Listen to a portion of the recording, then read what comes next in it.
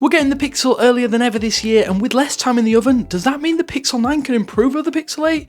Well, here's a few things we think could be better in the next version of Google's flagship smartphone lineup. Before we get into it though, hit subscribe if you love all things Google Pixel. We'll be covering every little aspect of the Pixel 9 series pre and post launch, so stay tuned to get the full picture on Google's latest smartphone. And if you want insider access, then consider becoming a channel member. We have lots of digital content and behind the scenes content for you to dive into, including wallpaper packs for your foldable device and your regular smartphone. Our latest pack, called Moonlight, is out now and only available to channel members, so hit the join button to learn more. To understand the future, we kind of need to assess the past first. We all know that almost every single Google Pixel has had a problem, a cause for concern, or at least a compromise. And over the years, these have ranged in severity or complexity, from screen tinting on Pixel 2 to screen gaps on the Pixel 5, battery life being slow or poor on the Pixel 4 series, to overheating on the newer phones, slow modems as well, and unreliable unlocks. We've seen the full gamut of problems facing the Pixel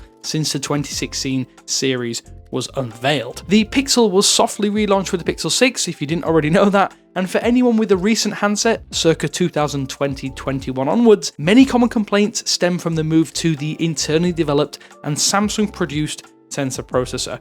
For better or worse, Google has publicly stated that their work on Tensor has never been about speeds or even traditional performance metrics. All three versions of the Tensor processor so far have been low on the flagship totem and based upon the same core Exynos design. Tensor G3 is the most recent. It's actually slightly less powerful as well than last year's best Qualcomm processor or even MediaTek's best from 2023. AI capabilities have always been sold as a key selling point of Tensor, but those aforementioned chips from Qualcomm and MediaTek are sometimes more powerful and even powerful enough to do lots of their own AI processing. It's easy to see why some hardcore hardware fans out there might be disappointed so far after 3 full chip revisions. Many people have called the Tensor processor series underwhelming as a result of that, and it's not hard to disagree with that just in terms of the performance capabilities. Creating a new SoC is hard, and the first generation Tensor G1 had a litany of complaints from overheating to the modem simply not working as it should. Things like recording 4K video for longer than a few minutes was also enough to cause the Pixel 6 to overheat and shut down in some cases. The first in-display fingerprint scanner, well, it was nothing short of a disaster. For lots of people, myself included, it was absolutely fine. It was slow, but absolutely fine. That said, this was one of the biggest complaints, and Google even addressed that terrible scanning with a new in-display reader for the Pixel 6a almost 6 months later. Potential CPU concerns might also have been why the Pixel 6 Pro never received Face Unlock to mitigate the substantial biometric unlocking woes, another negative for the first generation Tensor chip. Battery drain was something I actually personally encountered a lot with the Pixel 6 and the Pixel 6 Pro. I'm unsure if that has ever been improved with software updates, as I did upgrade to the Pixel 7 and then the 8 Pro, and I'm unsure if they've ever really truly been resolved with software updates and new Android versions. The reason for a lot of these complaints is not always really concrete because lifespan is often subjective, but it was something that was noted by a lot of owners right from launch. A point of contention is that since the Pixel 6 Pro, the internal cell on the Pro tier now stands at 5000 mAh, and that is not a small internal cell. Many Snapdragon-powered phones come with similar capacities but don't really have the same longevity issues. The Pixel 7 has helped improve the efficiency with Tensor G2, and the Pixel 8 series has added yet more boosts. The battery is now reliable, is how I'll probably describe it, but in my own experience it still has an off day every so often. It'll die faster one day, but it'll be back to long lasting the day after. I know that isn't the case for everyone though, and some of you are having lots of problems. Cellular connectivity and stable connections are also still a problem despite numerous updates to the 2021 flagship, the 2022 flagship, and now the 2023 flagship. 5G speeds are often slower when you can get a connection, which is one of the biggest issues. It's more confusing as well given that Samsung Exynos modems are used here and they're also pretty solid on the whole. Ordinarily, they're among the best. The switch to the Exynos 5300 modem on the Pixel 7 onwards has definitely helped a ton, but it's not the fastest. So where can the Pixel 9 improve over the Pixel 8 then? Well, I think if you just listen to what I had to say, that list of complaints and problems that I've put out there, you might think that Google hasn't made a decent device in the past few years, and that couldn't be further from the truth. The Pixel 8 and 8 Pro, and by extension the 8a, are solid devices that have really improved in almost every single area where those problems are and where they're pronounced. We want that to continue this year too though. One of the saving graces here is that the Pixel 8 series has a lot of iterative changes that have addressed some of the more glaring problems. Are those devices perfect? No, but I do think it's the best starting point for the Pixel 9 ahead of launch. If the Tensor G4 chip is yet another revision with minor efficiency boosts, then we definitely hope that the Pixel 9 can improve on the daily lifespan of those devices. Short of slapping in an even bigger battery, it's unlikely that we'll see major longevity gains this year round. That's not to say that the Pixel 8 has bad battery life, far from it actually, but it's not quite in that excellent category like devices from OnePlus and even Samsung. We're hoping we also see another charge speed increase here.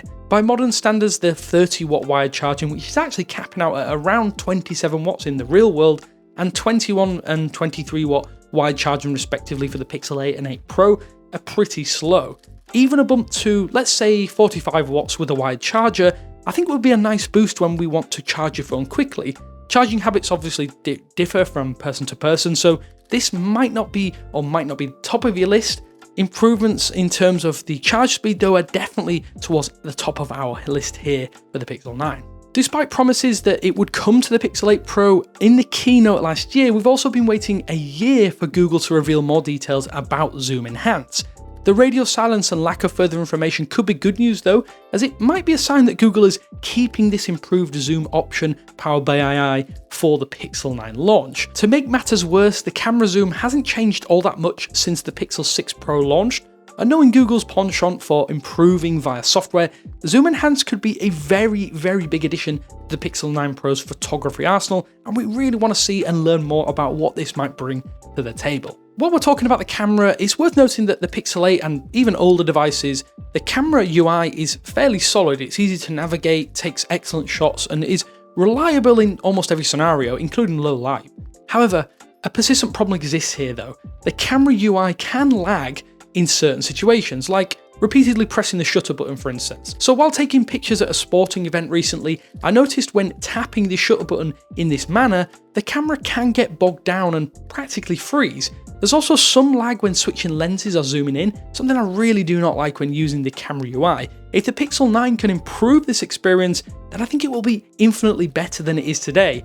Also, autofocus is not bad, it's pretty solid, but it can be a bit finicky here as well, so it would be great to see Google address this with the Pixel 9, improve the camera, and really get it up and above some of the best in the industry. While the Pixel 8 series has great scanners, a faster and more accurate in-display fingerprint scanner will improve the unlocking experience of the Pixel 9 series.